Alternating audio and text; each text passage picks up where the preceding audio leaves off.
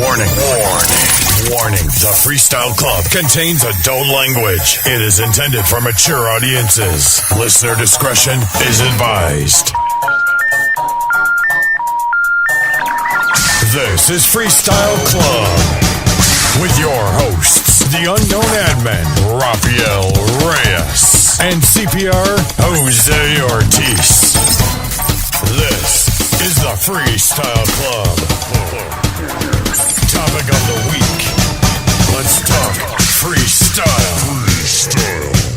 This week's topic of the week is the state of the freestyle address. We have K7 on the third chair. Of course, we have the unknown admin, Rafael Reyes. So as you see it, K, how do you see the state of freestyle right now? Because there are many people out there that are performing, whether it be new or old school, and many are not putting in as much work as you're putting into your shows. This is how I feel. This music thing, it's about taking 5-year plans and making those 5-year plans work. The first 5 years should have been getting that record. The second 5 years should have been a hit record. The third 5 years should have been making it so that you can have another 10 to 20. If you want examples of that, if you look at the Motown sound, the Four Tops still perform, the Temptations still perform. These people are still out there doing what they do. If you want to look at it in reggaeton, Ivy Queen, Daddy Yankee, Wisin Yandel, Don Omar, Tego is still out there. Those are the original core 5 of the sound. And then others came up and started creating as well. Those new guys work because the foundation is intact. And yes, other people could come and you can try to like destroy what was there before, right? Or you can try to say that this has no value, but they protected what was important for them. They protected reggaeton. Freestyle has no protection. Freestyle is people fighting amongst themselves and stopping themselves from getting to another level. Freestyle is people choosing sides or staying silent as horrible things are happening to other people. Within freestyle is a high school mentality. There is that bully that's bullying kids, but the kids that could do something to stop it turn a blind eye or say, well, you know, they're both my friends. I'm going to play neutral because I like them both. Knowing that there's something wrong being done, but staying silent doesn't help the person who's being beat up or the person who's being shunned. What it does is you make the other person stronger. You give validity to the invalid. And I see that. I see that the bullies are now the ones that are looked upon as the heroes and the ones to follow. And the people that are trying to do the correct thing are the ones people are always going against. You could talk facts about our music, but if you have somebody that's trying to bully their thoughts and they're trying to bully their narrative, sometimes those people get through faster than a person that's taking their time trying to give factual information. I said to myself when this first started, I'm like, the only thing that I need to do is do what I do, perform. In my performance, I'm giving you my proof of who I am. I'm giving you the proof of what I do. I'm not saying I'm the best performer. I'm saying that you can tell who was who and what was what from what I was doing. According to many people who have come to the Freestyle Club, people that have been on my show throughout the years, they always say that, you know, when it comes to top performances in our genre of music, that TKA is top 3. Why doesn't that transfer now in 2018? Why are people not putting in the work that you're putting in at this time? A lot of my peers are changing the dynamic of what their shows are. I've seen a lot of people changing that act for the better. In the new school, with all due respect, this is their time. It's been their time for the longest time. The shows that the majority of us do are oldie shows. Let's be honest. They're oldie. They're nostalgics, right? They're nostalgic shows. So we do these major performances that are oldie shows. We're out here performing our hits for the fans. It's right? the WWE Hall of Fame series. Yeah, you can say that. You can say that. That's a cool narrative to use, and we're out here performing. Now, the new music that's coming out, some of it merits attention. Some of it merits proper attention. Some of the groups that are doing it merit proper attention. But what good is leaving a legacy behind if the next generation is not going to use that example to make themselves better? I see groups out there that have a great song, and then when I see them perform, it breaks my heart to see that they're not really doing much but going up there to sing a song. And we live at the time where the attention span is only 5 seconds long. That's why these false narratives win, because people don't have the attention span to really go dig to find out the truth. They only want to absorb what's in your face right now. There's a million chicks in the world that are better looking than Kim Kardashian, that are more exotic looking than Kim Kardashian, that have body realer and sexier than Kim does. But we'll never see them because Kim stays in our face in a way that obstructs us from seeing everything else. Does that make sense? You know, I hear all the time, how does this guy get booked and this guy's trash? And, you know, it's because the guy's hustling and the more talented guys are just laying back wondering why the phone is not ringing. And it don't make sense. Look, why is the guy that's less talented out there on social media getting booked wherever, you know, and you're home waiting for the phone to ring? Get out there, man. Hustle. Get your grind on. You can't complain unless you try. You're not trying. Last year I watched a video, and I'm going to describe this video. I'm not going to name names. I'm going to describe this video. The lineup was full of legends. The lineup was chock full of legends. And the people that they decided to be the closing act were not better performers than, didn't have better material than everyone else on the lineup. And I thought it was so disrespectful to all the other acts that the promoters did that. And when the promoters do things like that to an act, they kill the motivation of an act. So let's say, I'll give you a prime example. When I go to the West Coast, I'm not a headliner. TK is more East Coast. Stevie B is the king of the West Coast. I am not going to lie to you. So Stevie B closes in the West Coast. We come in maybe third to last at the most, maybe fourth to last, depending if Exposé's on the show or if Taylor Dane's on the show with us. When that happens and other groups are there, when it happens in the East Coast, and you have that happen to a group that no vale la pena, is not a group that really merits that type of attention, it leaves a bad name to freestyle. It hurts freestyle. People don't see it. See, what people see is, oh, we're all booked. We're all booked together. We should all be happy that we're all booked. Yeah, I'm happy I'm working. But I know that the only way that I'm going to continue to work is if we're surrounded by the cream of the crop. Do you understand? If we start surrounding ourselves by the people who are not doing well or do not care or are doing half-ass, then it's never going to be great. You know, if we don't study history, we're doomed to repeat it, right? And that's what happened to freestyle when it died the first time. It was just watered-down garbage that was coming out. Yes, and here's the thing. Jose has recordings of me saying this. There was a time where we used to complain about the record labels picking 20 bad acts and putting out 20 bad songs and rushing to the radio station and the radio station promoter looking at it. But now what happens is there's good songs out there. Well, people are paying attention to the BS. So the songs get swept under the rug. And the DJ, who was an important part of the freestyle history, doesn't pay attention anymore because he's like, oh my God, I got a choice whether to play the new Tekashi record that's going to be asked for by my audience. And I use Tekashi as a great example, compared to freestyle. I'm giving you the bottom of the barrel to a hip-hop programmer or a radio station program director. He has a new Tekashi record or he has a new freestyle record by Joopy Joop. He goes, this Joopy Joop record sounds cool, but I'm going to get more requests from teenagers and some 40-somethings for this Tekashi record. So I'm going to play the Tekashi record. Where does freestyle get stuck?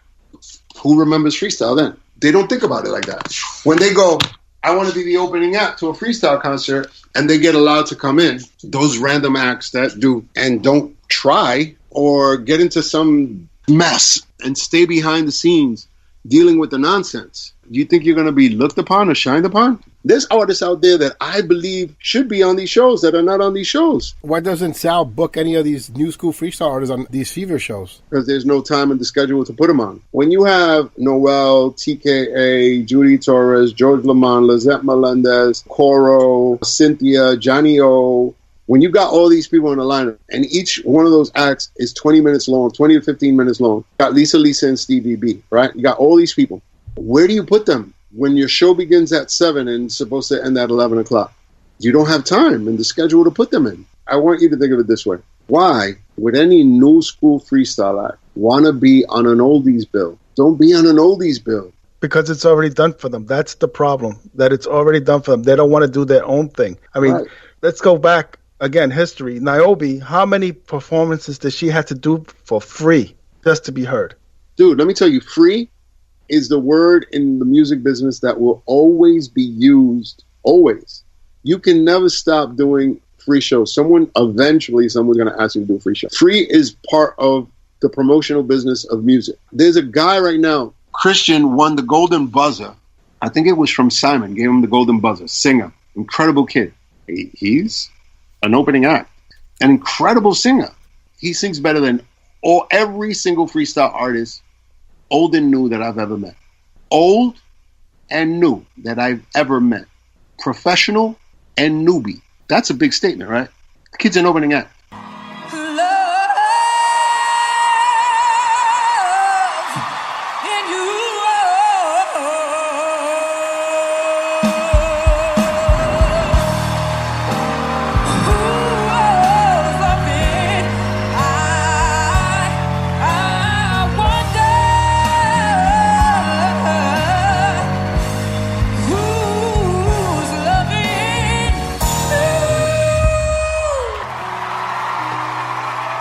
And if you can make one wish right now, this second, to make something come true for yourself, what would you wish? Right this second? Yes. Probably the golden buzzer. Well, your wish just came true.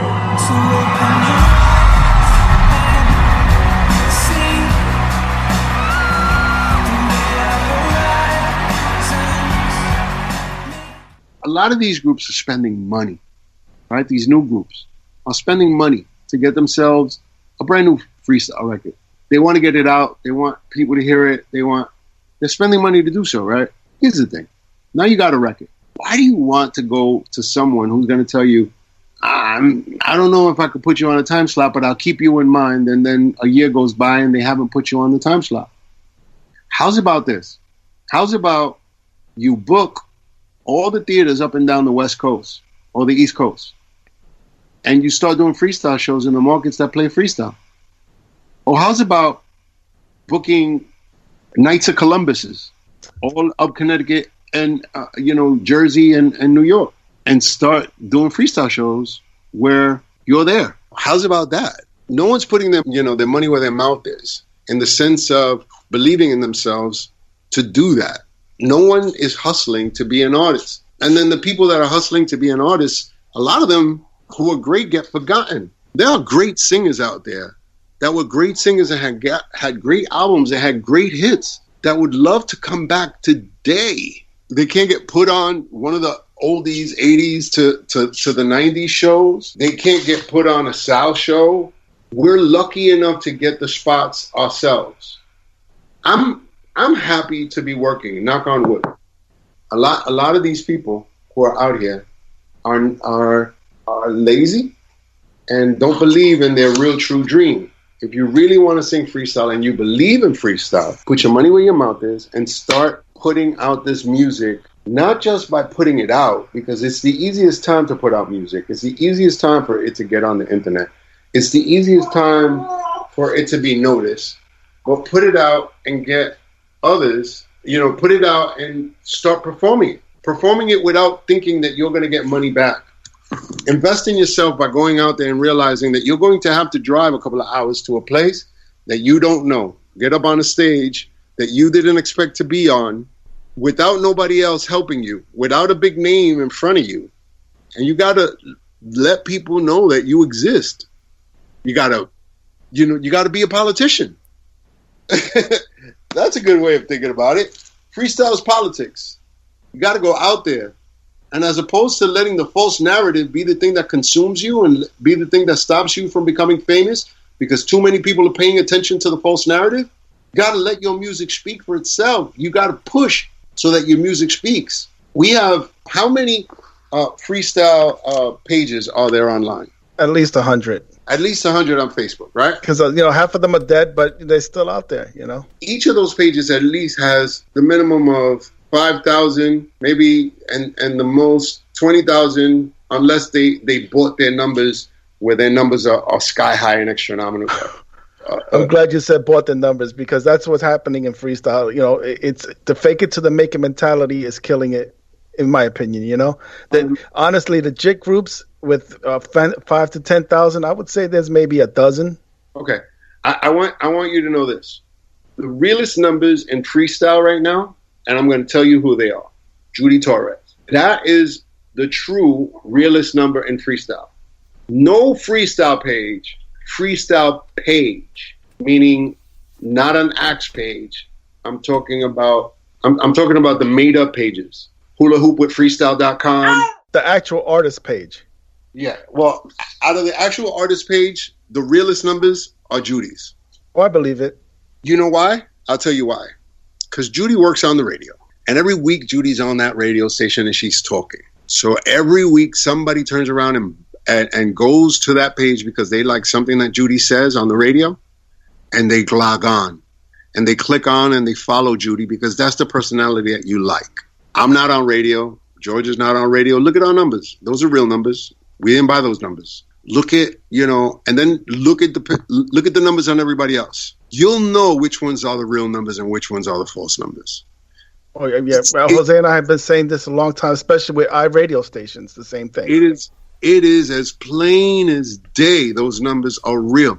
People buy false numbers now because they want to give a false narrative.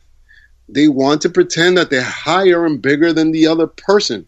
People that click on to watch what you do, those numbers could fudge. Sometimes those numbers are real that people click on to watch you. That's not to say that everything that you do is watched that way, but it's to see that sometimes, some of those live views, when like Sal will play one of our live shows, some of those views are real views, but those are not followers on his page. Those are people that got to see it because, they were scrolling and, on the side of the news feed popped up that Sal Abatello's showing TKA live or Cynthia live. And then, it'll seem like he got 250,000 followers. That may be true numbers, but that's not true numbers that transfer onto his page to get followers. We live in a time of a click, and sometimes the clicks don't turn into real personal page clicks. I talk to, every day of the week, I talk to at least one internet guy or one internet page creator that tells me something about how people fix it. Look, all these booty models, they don't have millions of followers like that. They don't. Oh, everything's bought. Yeah. All those numbers are bought. Listen, even there was a member of the board of directors of Twitter who had to admit that she bought her followers. And she works for Twitter. Yeah. So go figure. Everyone's doing it. They do it all the time. It's become the norm. Most of these people falsify their information to make themselves look more grandiose. And every time they do it, it's to make themselves look better. It's like a meme. When someone posts a meme, the meme is meant to get attention. And they may be just tossing a story up in the wind. It may be a general specific thing, and we all of a sudden, a meme will make you think, oh, he's talking about me. So all of a sudden beef is created because you think that the person's talking about you, and he's probably not. Maybe he's talking about his wife. Or maybe he's talking about the guy and his neighbor. He maybe not be talking about the person that you think it is. And so, sometimes people throw in those indirects, and all these things are the things that have our community, because our community is a passionate Latino community with some people who are not Latinos, but the majority of our people are Latinos. And Latinos, we are hot-blooded, hot-headed people who want to be believed and want the story to be true. When we lie, we fight hard for people to believe the lie. When we tell the truth, we fight hard for people to believe the truth. It's like, it's either way. Like, for me, I realize that if I get within this situation, it's not going to be healthy for anybody, especially not me. It's not going to be healthy for me because I'm not trying to create a war. I'm trying to make my money and make my music and reach as many people as I possibly can, as long as it possibly can. My dream was to work as long as Mick Jagger's doing it, I want to do it as long as Mick Jagger did it. Subscribe to the Freestyle Club podcast, DaUnknownAdmin.com, and CPRSmusic.com. Before we run out of time, I do want to go back and circle back to the TKA alphabet. And a lot of people have been curious, and still to this day, want to know what happened to TKG. Did you guys record music? Is it ever going to be released? How did you guys get together? How did you guys break up? They want to know everything about that. They still want to know. I hope that deep inside, you know it's me crying.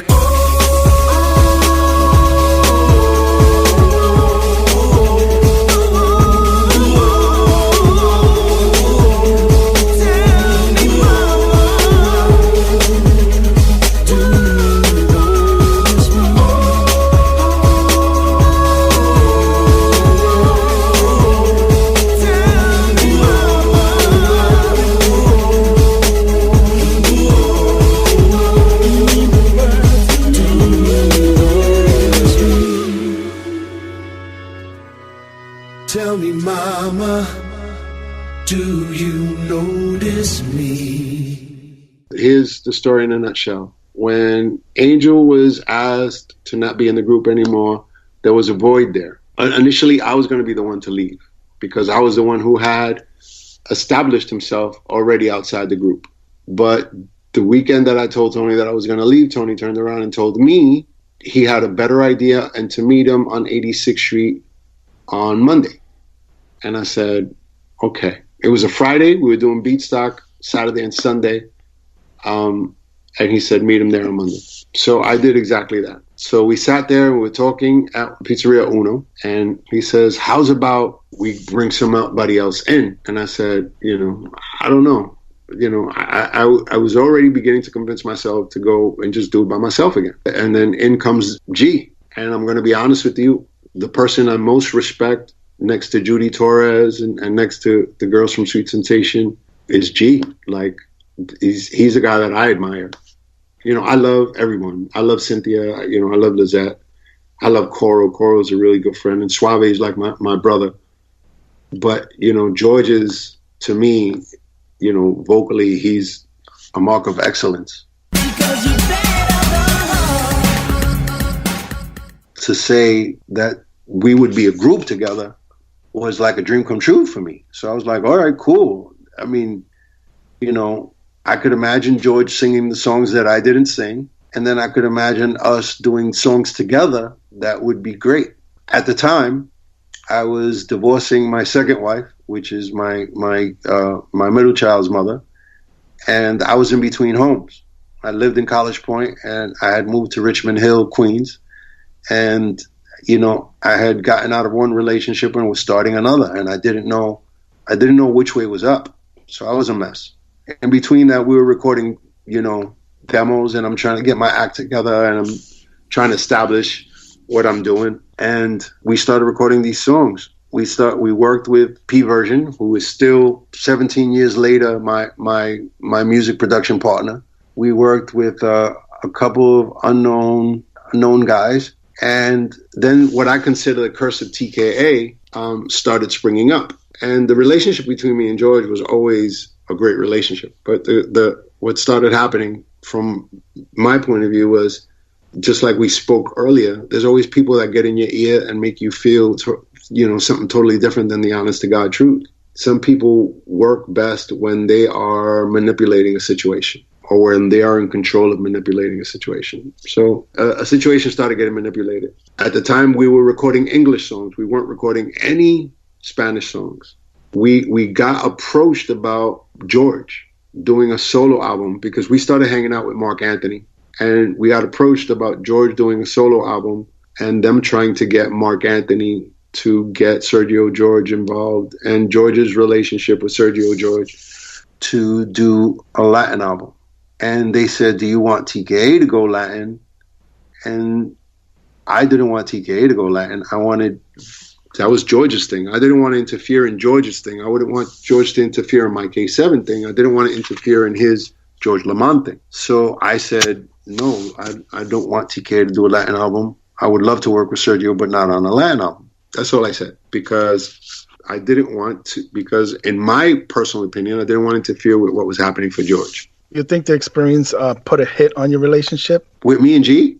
Yeah. I didn't think so, because I thought that where I said no to doing a TKA Latin album, I think that was a smart choice for not only TKA, but I thought it was a smart choice for George Lamond. George had a mega record in Latin, and George was a star in Latin. Like, why make him part of a group, that does Latin? Like, if I'm going to join a group, right, I'm going to join a group that I can do something totally different than the stuff that I do outside of that group.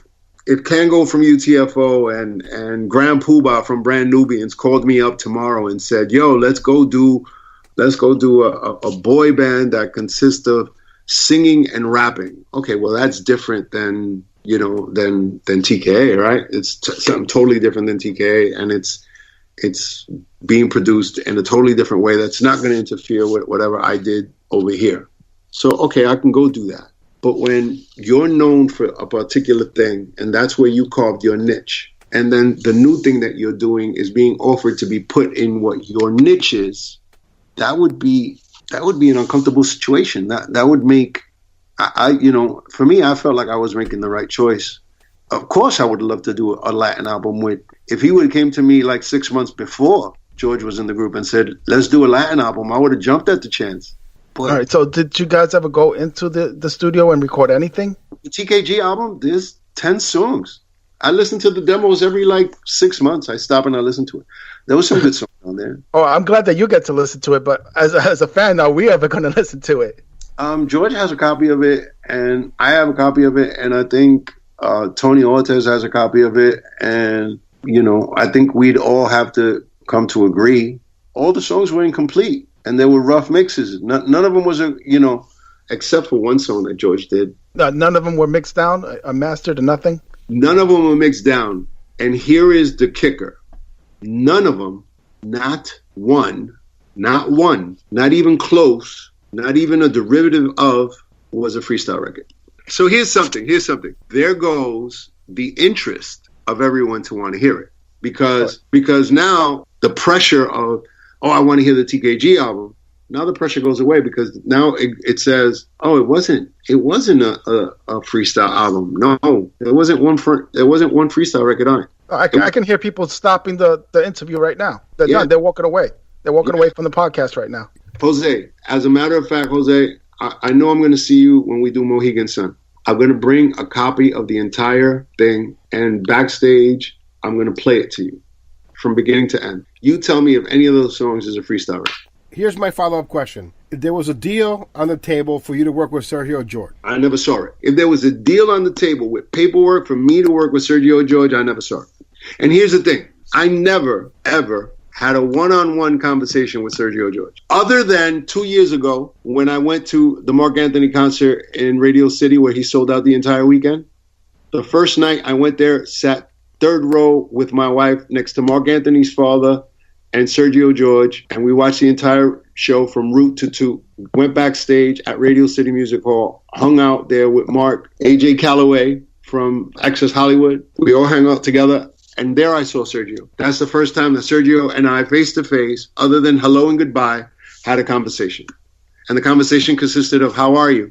I'm great. How are you? Fine. It's good to see you. It's great to see you. I hope everything is well with you. I hope everything is well with you. That's the extent of me ever having a conversation with Sergio George. People were listening to the interview that I did with George Lamond, and that was mentioned during the interview, so they try to use that as another new narrative to put more heat on you for being TKA.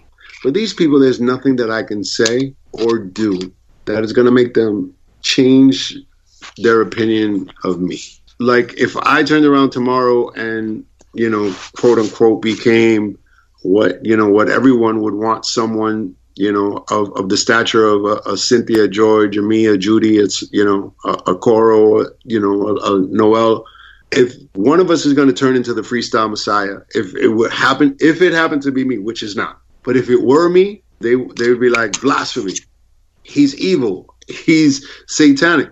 And I go, I'm the guy that minds his business, goes on stage, does what he has to do, tries to give you all of him. I'm the one member of this group that wrote more freestyle records, recorded more freestyle records, and killed himself to do so.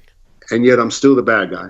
I'm the poster boy for freestyle hate. When I answer it intellectually. I don't answer it negatively. I don't insult anybody. I don't try to run anybody under the mud. I just try to tell factual stuff. Tomorrow morning, there'll be false narrative about me for like 3 days.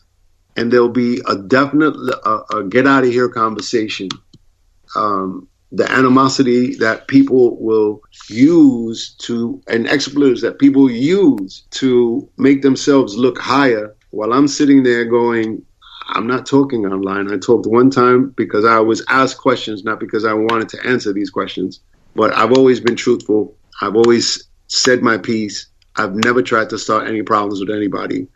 Subscribe to the Freestyle Club podcast, DaUnknownAdmin.com, and CPRSmusic.com. We talked a lot today, and I just want to end it going back on topic by asking Kay if anything outside of TKA, if there's anything in freestyle that's not sitting well with him, that leaves a bad taste in his mouth, that he's looking at and saying, like, what the fuck's going on over here? Or why did that person do that? Or anything with the artists or the DJs or, there's anything. Here's this. We owe everything to these fans. These fans keep this music that for most is passe alive. They come, they pack these places, they support us, they buy merch that, from acts that haven't had a hit record in over 20 years.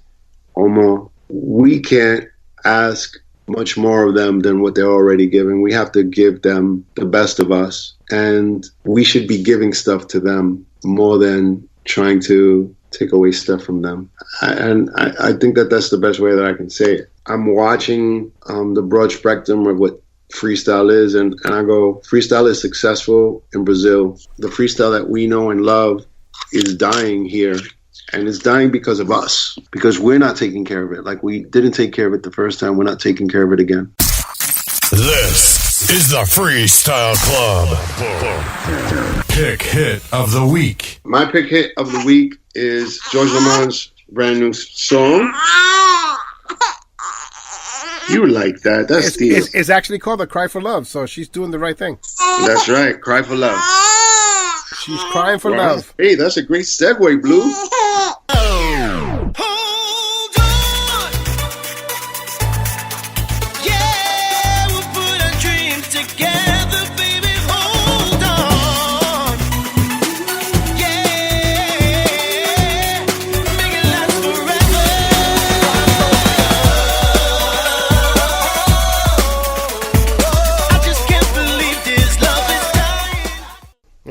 See? I love you, Mama.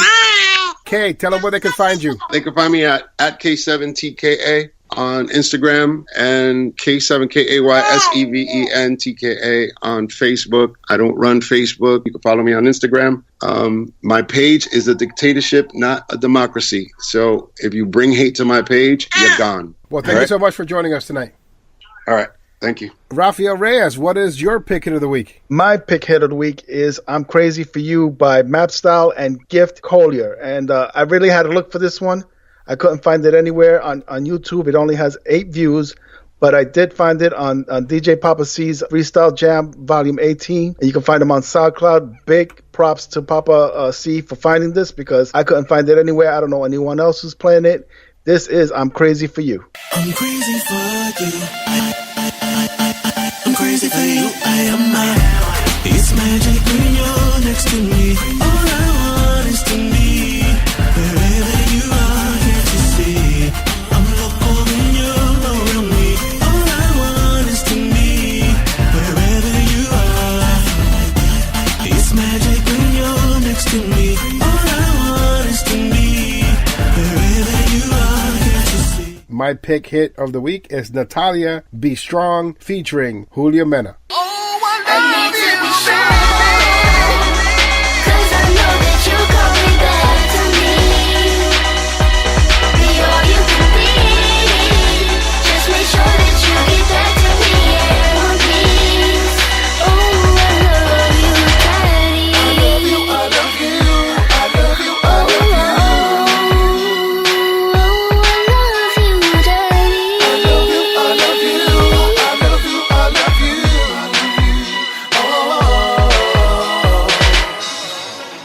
so hard living every day without you. But for you, I'll always be strong. This is the Freestyle Club. You can catch me at cprsmusic.com. Where can we catch you, Raphael? You can find me on DaUnknownAdmin.com. And since I did get my Ragnarok skin, you can now find me playing Call of Duty Blackout Beta. Until next time, it's CPR saying goodbye. And remember, peace, love, and freestyle.